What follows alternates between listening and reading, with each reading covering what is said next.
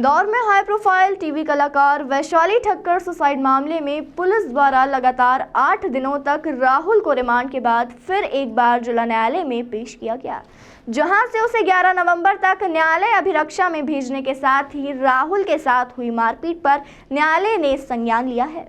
दरअसल पिछले दिनों टीवी कलाकार वैशाली ठक्कर द्वारा अपने ही घर में फांसी के फंदे पर झूलकर आत्महत्या की घटना सामने आई थी, जिसके बाद पुलिस द्वारा टीम गठित कर राहुल को बाईपास से गिरफ्तार किया गया था, जिसके बाद पुलिस ने पूछताछ के लिए लगातार 2 बार राहुल को रिमांड पर लिया।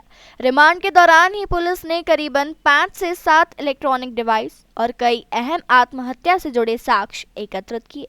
इस पूरे मामले को लेकर 8 दिनों के बाद फिर एक बार उसे जिला न्यायालय में पेश किया गया। पेशी के दौरान राहुल के अधिवक्ता का कहना था कि राहुल को अभी जिला न्यायालय द्वारा 11 नवंबर तक न्यायालय अभिरक्षा में जेल भेजा गया है।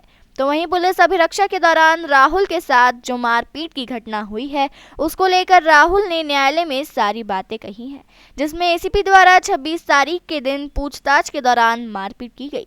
इसको लेकर राहुल के अधिवक्ता द्वारा प्रतिवेदन लगाया गया था, जिस पर से न्यायालय ने संज्ञान लेते हुए 26 तारीख की सुबह 8 बजे से लेकर रात 12 बजे तक के सीसीटीवी फुटेज 31 अक्टूबर तक न्यायालय में पेश करने के आदेश दिए हैं।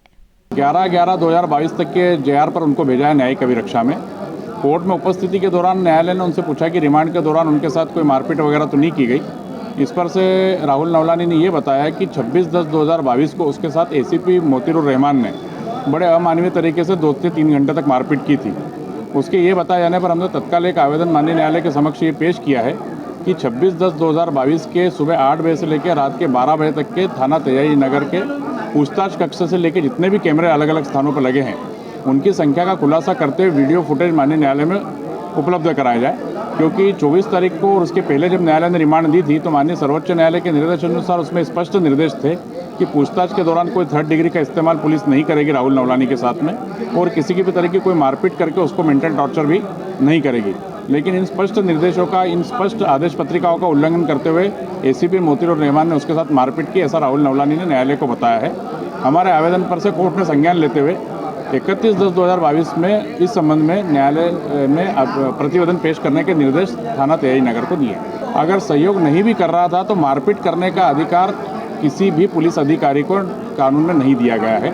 अगर सहयोग नहीं कर रहा था तो उसकी और रिमांड ली जा सकती थी, और सहयोग नहीं करने का कोई पैमाना नहीं है कि कितना सहयोग उसको करना चाहिए और कितना नहीं करना चाहिए। जो राहुल नवलानी को पता था उसने सब बता दिया।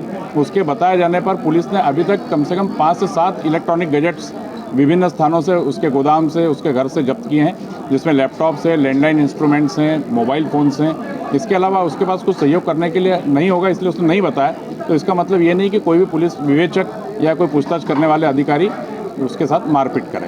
अभी ऐसा तो कुछ डायरी में खुलासा पुलिस ने नहीं किया है। अब वो तो जब चालान पेश करेगी पुलिस, तब मालूम पड़ेगा कि पुलिस ने क्या साक्ष्य संकलित किए हैं। इस संबंध में राहुल ने सिर्फ इतना बताया कि मैंने कोई प्रताड़ना नहीं कारित की है, मेरे साथ उसके रिलेशनशिप थी, जबकि मैं उसको गिवन अप कर चुका था, लेकिन वो मेरे पीछे पड़ी हुई थी और संबंध समाप्त नहीं करना चाह रही थी।